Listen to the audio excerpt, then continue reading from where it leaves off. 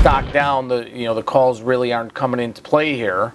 Hopefully we get a nice big downdraft after the opening. Let's see, we got 30 seconds to the opening of the market here. Market's pretty flat overall this morning.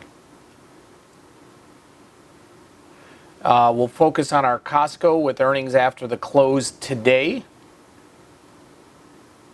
We'll see if there's anything in Tesla. Tesla missed some metrics last night in their report, so vol will probably be picking up a little bit this morning with the stock down 5% or so.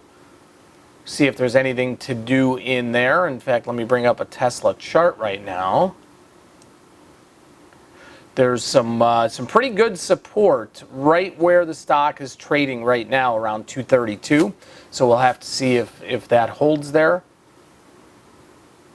Okay, but STZ is really what we're going to be focusing on now with the opening bell right now.